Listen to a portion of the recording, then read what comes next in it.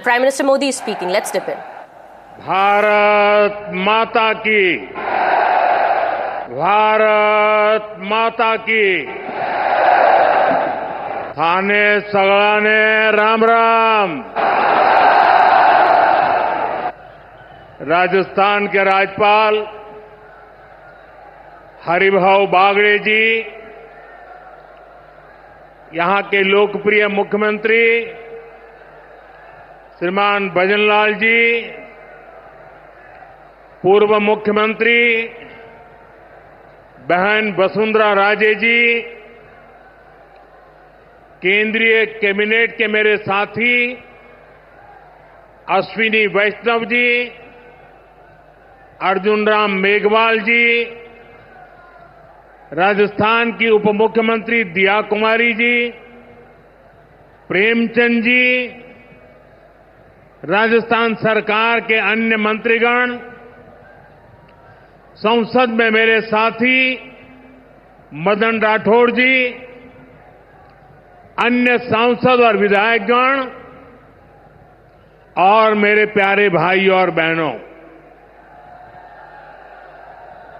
आप सभी यहां इतनी विशाल संख्या में आए हैं और इतनी भयंकर गर्मी के बीच, और आज इस कार्यक्रम से देश के 18 राज्य और केंद्र शासित प्रदेशों से भी लाखों लोग ऑनलाइन आज यहां हमारे साथ जुड़े हैं। अनेक राज्यों के राज्यपाल, मुख्यमंत्री, लेफ्टिनेंट गवर्नर, अन्य जनप्रतिनिधि आज हमारे साथ हैं। मैं देश भर से जुड़े सभी महानुभावों का, जनता जनार्दन का अभिनंदन करता हूं। भाइयों और बहनों, मैं यहां पर करणी माता का आशीर्वाद लेकर आपके बीच आया हूं। करणी माता के आशीर्वाद से विकसित भारत बनाने का हमारा संकल्प और मजबूत हो रहा है। थोड़ी देर पहले विकास से जुड़ी 26,000 करोड़ रुपए की परियोजनाओं का यहां शिलान्यास और लोकार्पण हुआ है। मैं इन परियोजनाओं के लिए देशवासियों को, राजस्थान के मेरे भाई बहनों को बहुत बहुत बधाई देता हूं। साथियों, विकसित भारत बनाने के लिए आज देश में आधुनिक इंफ्रास्ट्रक्चर बनाने का बहुत बड़ा महायज्ञ चल रहा है। हमारे देश की सड़कें आधुनिक हो, हमारे देश के एयरपोर्ट आधुनिक हो, हमारे यहां रेल और रेलवे स्टेशन आधुनिक हो, इसके लिए पिछले 11 साल में अभूतपूर्व गति से काम किया गया है। आप कल्पना कर सकते हैं, इंफ्रास्ट्रक्चर के इन कामों पर देश पहले जितना पैसा खर्च करता था, आज उससे 6 गुना ज्यादा पैसा खर्च कर रहा है। 6 गुना ज्यादा। आज भारत में हो रहे इन विकास कार्यों को देखकर दुनिया भी हैरान है। आप उत्तर में जाएंगे तो चिनाब ब्रिज जैसा निर्माण देखकर लोग हैरान हैं। पूर्व की तरफ जाएंगे तो अरुणाचल की सेला टनल, असम का बोगीबिल ब्रिज आपका स्वागत करते हैं। पश्चिम भारत में आएंगे तो मुंबई में समंदर पर बना अटल सेतु नजर आएगा। सुदूर दक्षिण में देखेंगे तो पंबन ब्रिज मिलेगा, जो अपनी तरह का देश का पहला ब्रिज है।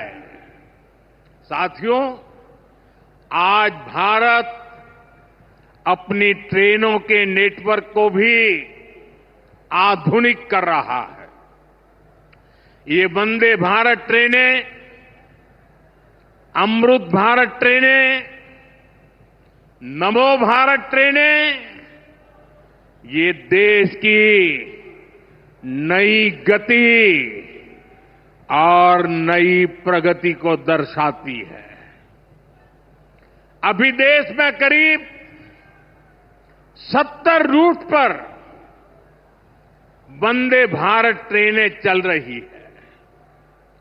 इससे दूर सुदूर के इलाकों में भी आधुनिक रेल पहुंची है। बीते 11 साल में सैकड़ों रोड ओवरब्रिज और रोड अंडरब्रिज का निर्माण किया गया है। 34,000 किलोमीटर से ज्यादा के नए रेल ट्रैक बिछाए गए हैं। अब ब्रॉडगेज लाइनों पर मानव रहित क्रॉसिंग, वो बात इतिहास बन चुकी है, खत्म हो चुकी है। हम मालगाड़ियों के लिए अलग से स्पेशल पटरियां, डेडिकेटेड फ्रेट कॉरिडोर का काम भी तेजी से पूरा कर रहे हैं। देश के पहले बुलेट ट्रेन प्रोजेक्ट पर काम चल रहा है और इन सबके साथ ही हम एक साथ देश के करीब 1300 से अधिक रेलवे स्टेशनों को भी आधुनिक बना रहे हैं।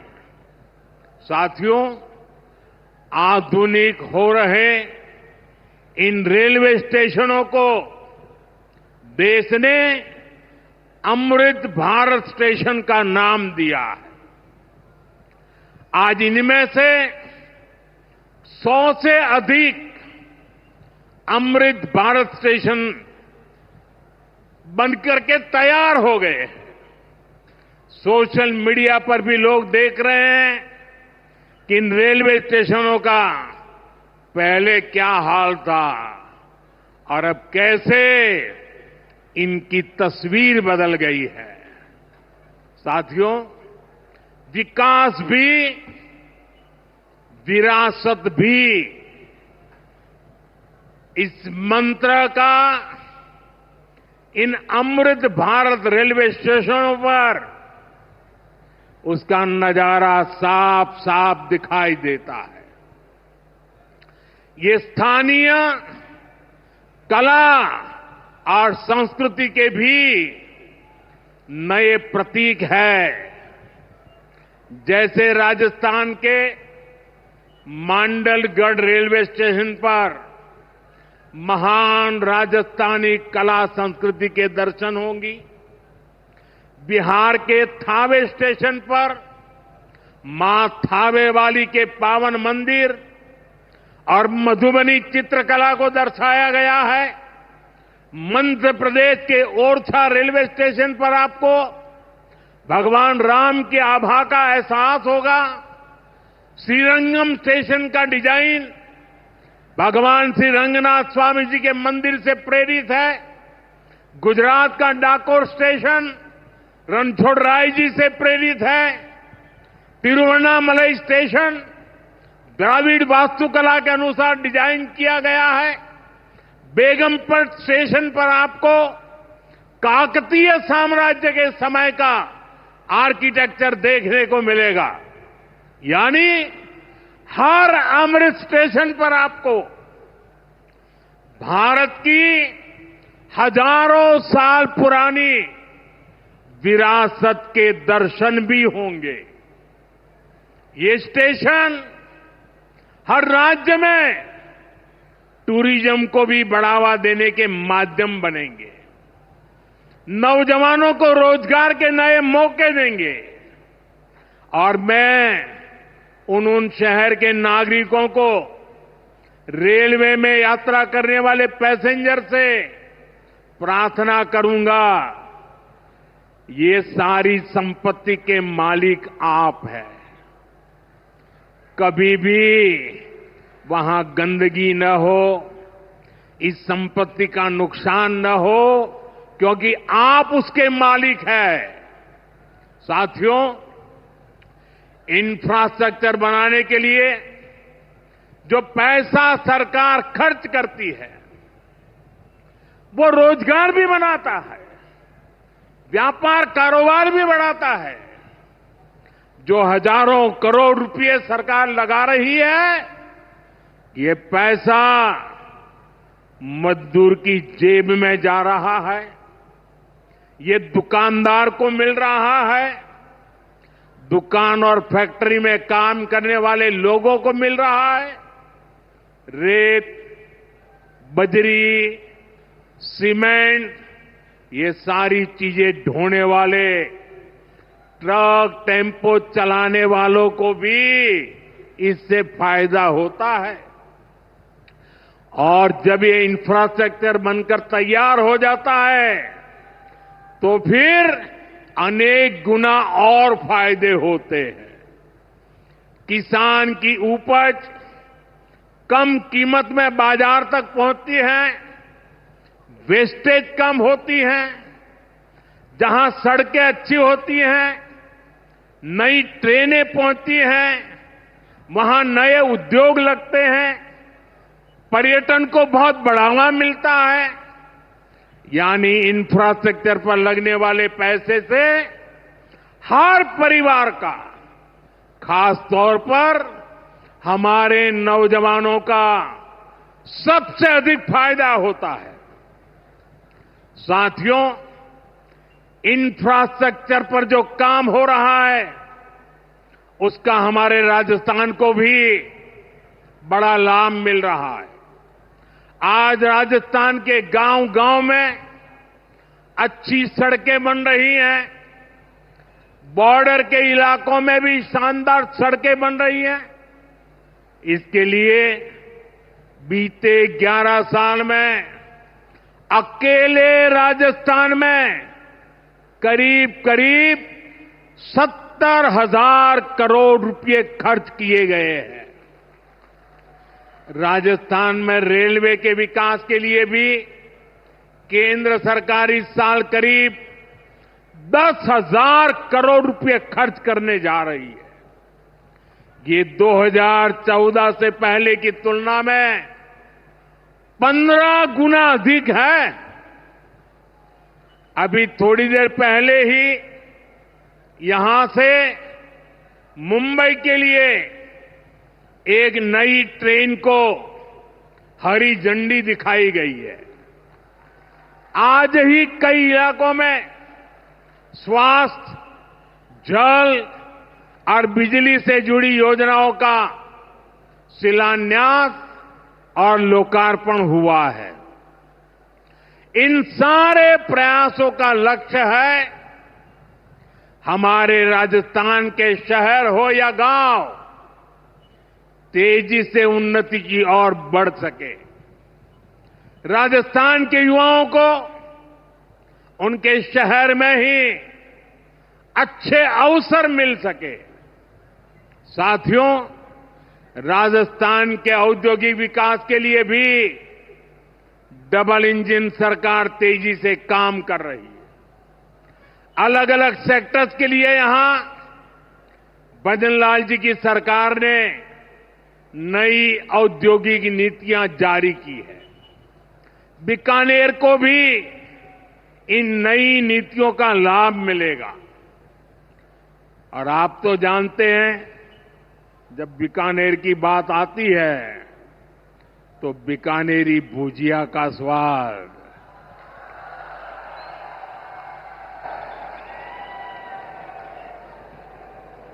और बीकानेरी रसगुल्लों की मिठास,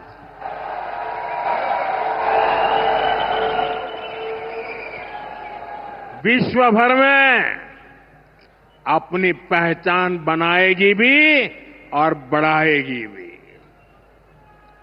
राजस्थान की रिफाइनरी का काम भी अंतिम चरण में है। इससे राजस्थान पेट्रोलियम आधारित उद्योगों का प्रमुख हब बनेगा।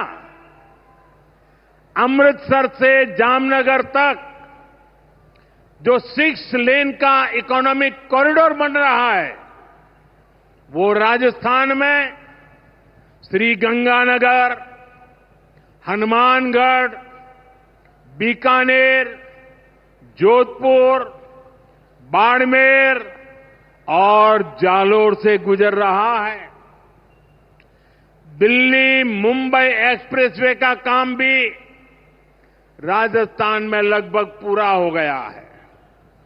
कनेक्टिविटी का ये अभियान राजस्थान में औद्योगिक विकास को नई ऊंचाई पर ले जाएगा।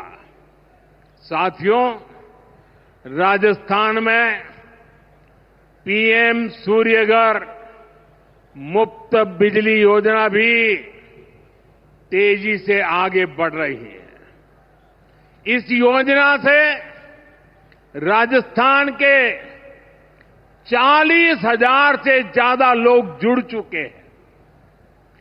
इससे लोगों का बिजली बिल 0 हुआ है और लोगों को सोलर बिजली पैदा करके कमाई का नया रास्ता भी मिला है। आज यहां बिजली से जुड़े कई प्रोजेक्ट का शिलान्यास और लोकार्पण हुआ है। इनसे भी राजस्थान को और ज्यादा बिजली मिलेगी। बिजली का बढ़ता उत्पादन भी राजस्थान में औद्योगिक विकास को नई गति दे रहा है। साथियों, राजस्थान की ये भूमि रेत के मैदान में हरियाली लाने वाले महाराजा गंगा सिंह जी की भूमि है। हमारे लिए पानी का क्या महत्व है, यह इस क्षेत्र से बेहतर भला कौन जानता है। हमारे बीकानेर, श्रीगंगानगर, हनुमानगढ़, पश्चिम राजस्थान के ऐसे अनेक क्षेत्रों के विकास में पानी का बहुत बड़ा महत्व है। इसलिए एक तरफ हम सिंचाई परियोजनाओं को पूरा कर रहे हैं और साथ ही नदियों को जोड़ रहे हैं। पार्वती, काली सिंध, चंबल लिंक परियोजना से राजस्थान के अनेक जिलों को लाभ होगा। यहां की धरती, यहां के किसानों को फायदा होगा। साथियों,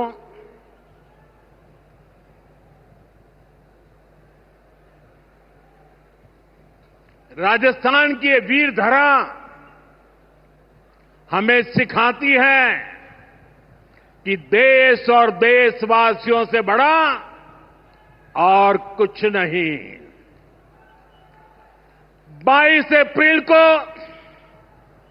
आतंकवादियों ने धर्म पूछकर हमारी बहनों की मांग का सिंदूर उजाड़ दिया था।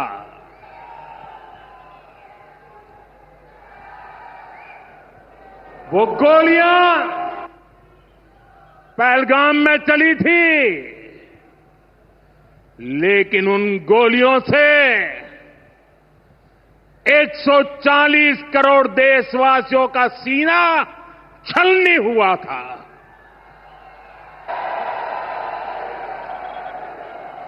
इसके बाद हर देशवासी ने एकजुट होकर संकल्प लिया था कि आतंकवादियों को मिट्टी में मिला देंगे, उन्हें कल्पना से भी बड़ी सजा देंगे। आज आपके आशीर्वाद से, देश की सेना के शौर्य से हम सब उस प्रण पर खरे उतरे हैं। हमारी सरकार ने तीनों सेनाओं को खुली छूट दे दी थी।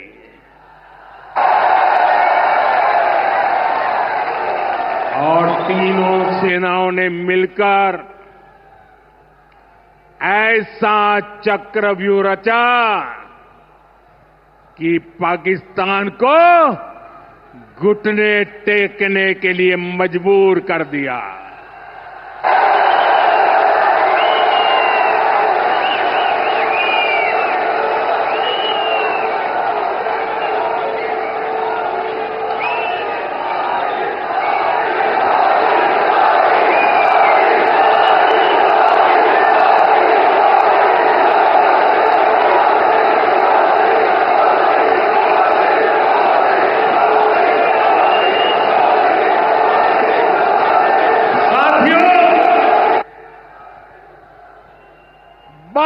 तारीख के हमले के जवाब में हमने 22 मिनट में आतंकियों के 9 सबसे बड़े ठिकाने तबाह कर दिए।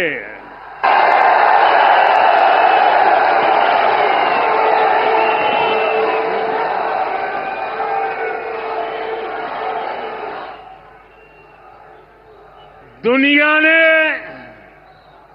और देश के दुश्मनों ने भी देख लिया कि जब सिंदूर बारूद बन जाता है तो नतीजा क्या होता है।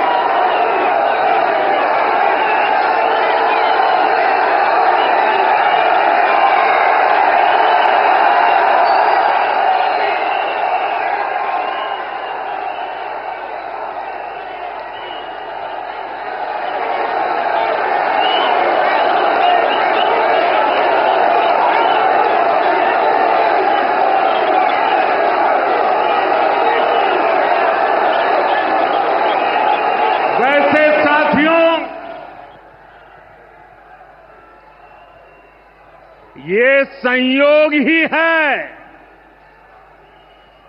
5 साल पहले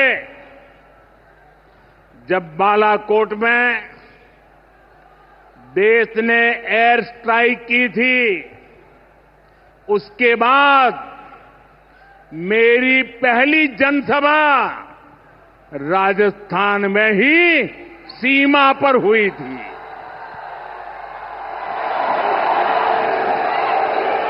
वीर भूमि का ही ये तप है कि ऐसा संयोग बन जाता है। अब इस बार जब ऑपरेशन सिंदूर हुआ तो उसके बाद मेरी पहली जनसभा फिर यहां वीरभूमि राजस्थान की सीमा पर बीकानेर में आप सभी के बीच हो रही है।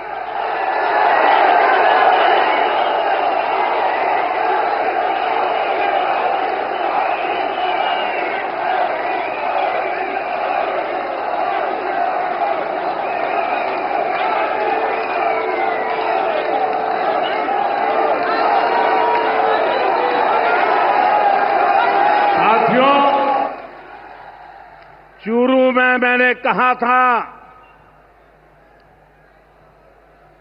एयर स्ट्राइक के बाद मैं आया था, तब मैंने कहा था, सौगंध मुझे इस मिट्टी की, मैं देश नहीं मिटने दूंगा, मैं देश नहीं झुकने दूंगा।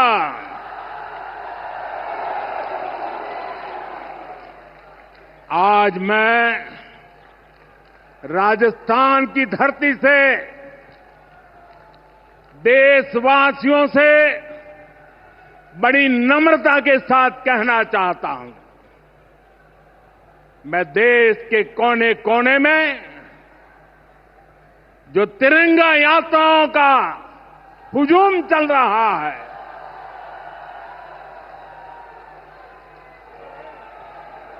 मैं देशवासियों से कहता हूं,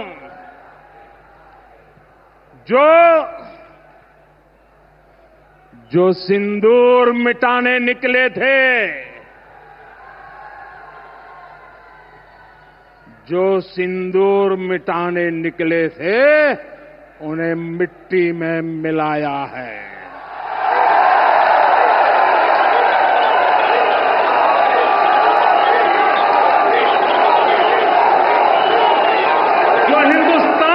लहू बहाते थे, जो हिंदुस्तान का लहू बहाते थे, आज कतरे कतरे का हिसाब चुकाया है।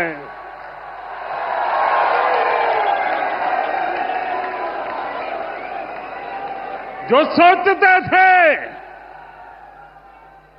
सोचते थे भारत चुप रहेगा, आज वो घरों में डूब डूब के पड़े हैं।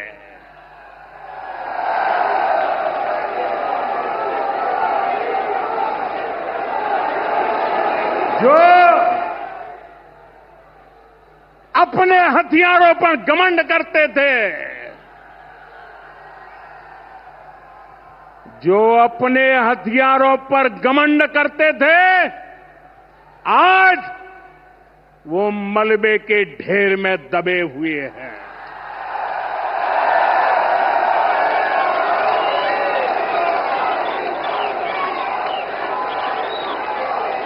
मेरे प्यारे देशवासियों, ये शोध प्रतिशोध का खेल नहीं, ये शोध प्रतिशोध का खेल नहीं, ये न्याय का नया स्वरूप है।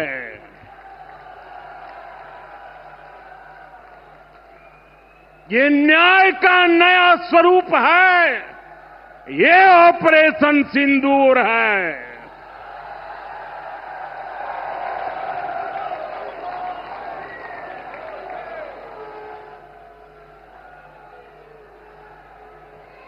ये सिर्फ आक्रोश नहीं है, ये सिर्फ आक्रोश नहीं है, ये समर्थ भारत का रौद्र रूप है। ये भारत का नया स्वरूप है।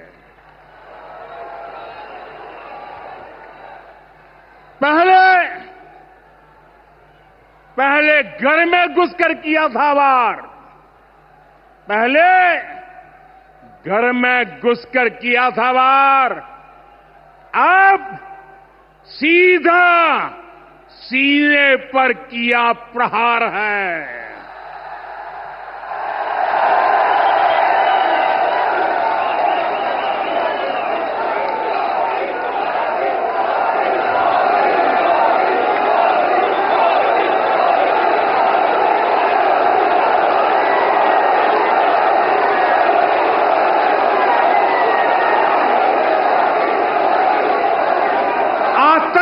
का फन कुचलने की, आतंक का फन कुचलने की यही नीति है, यही रीति है, यही भारत है, नया भारत है। ये भारत माता की, भारत माता की, भारत माता की। साथियों, ऑपरेशन सिंदूर ने आतंकवाद से निपटने के 3 सूत्र तय कर दिए हैं। पहला, भारत पर आतंकी हमला हुआ तो करारा जवाब मिलेगा।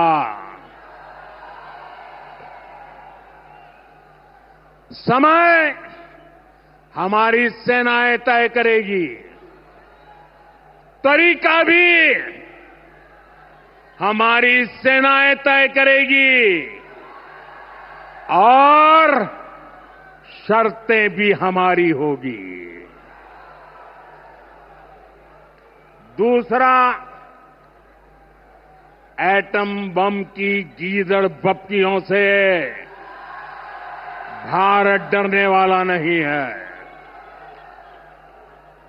और तीसरा, हम आतंक के आकाओं और आतंकी सरपरस्त सरकार को अलग अलग नहीं देंगे, उन्हें अलग अलग नहीं देखेंगे, उन्हें एक ही मानेंगे। पाकिस्तान का ये स्टेट और नॉन स्टेट एक्टर वाला खेल अब नहीं चलेगा। आपने देखा होगा,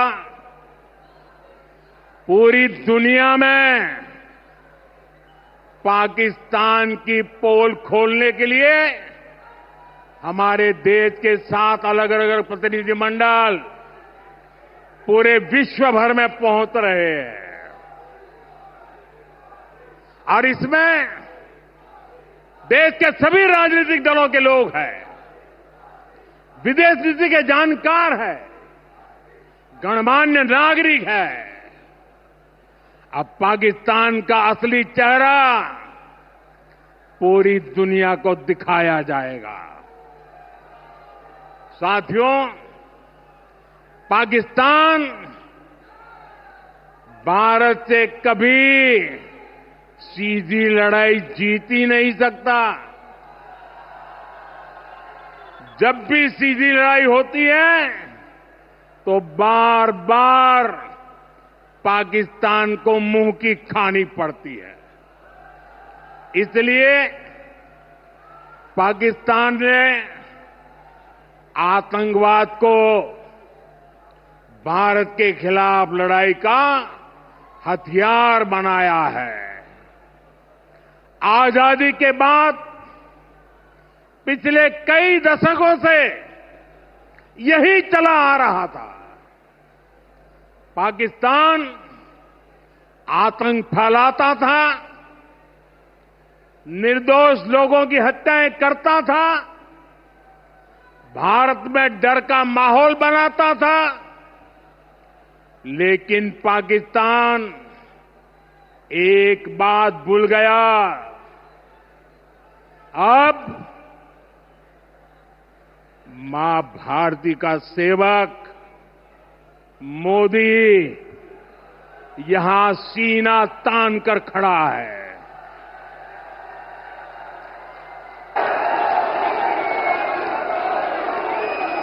मोदी का दिमाग ठंडा है, ठंडा रहता है,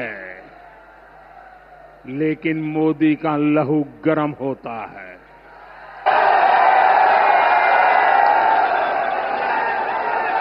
और अब तो मोदी की नसों में लहू नहीं, गरम सिंदूर बह रहा है।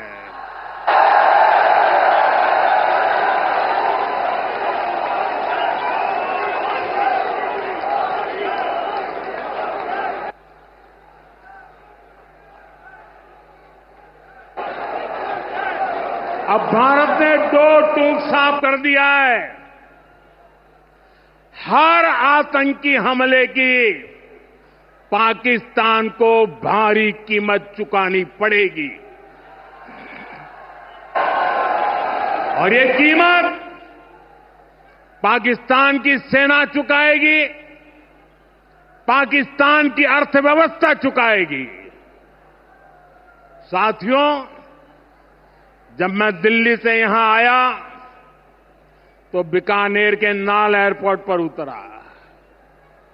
पाकिस्तान ने इस एयरबेस को भी निशाना बनाने की कोशिश की थी, लेकिन वो इस एयरबेस को रत्ती भर भी नुकसान नहीं पहुंचा पाया।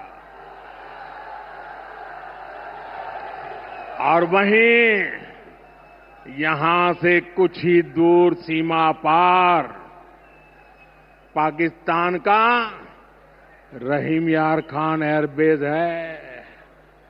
पता नहीं आगे कब खुलेगा। आईसीयू में पड़ा है। भारत की सेना के अचूक प्रहार ने इस एयरबेस को तहस नहस कर दिया है।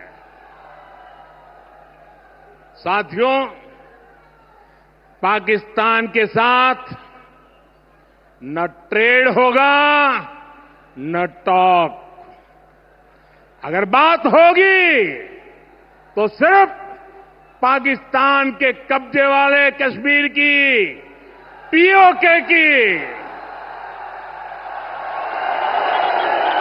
और अगर पाकिस्तान ने आतंकियों को एक्सपोर्ट करना जारी रखा तो उसको पाई पाई के लिए मोहताज होना होगा। पाकिस्तान को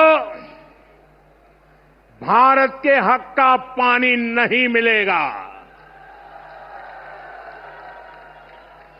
भारतीयों के खून से खेलना पाकिस्तान को महंगा पड़ेगा। ये भारत का संकल्प है और दुनिया की कोई ताकत हमें इस संकल्प से टिका नहीं सकती है।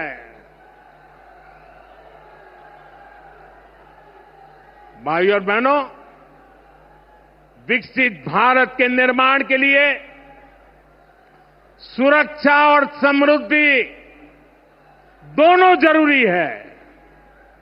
ये तभी संभव है जब भारत का कोना कोना मजबूत होगा। आज का ये कार्यक्रम भारत के संतुलित विकास का, भारत के तेज विकास का उत्तम उदाहरण है।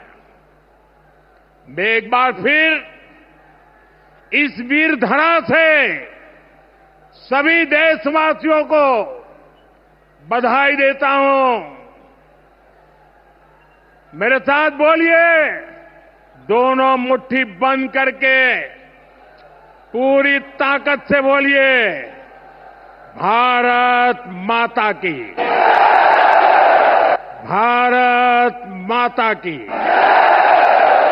भारत माता की। वंदे वंदे वंदे वंदे।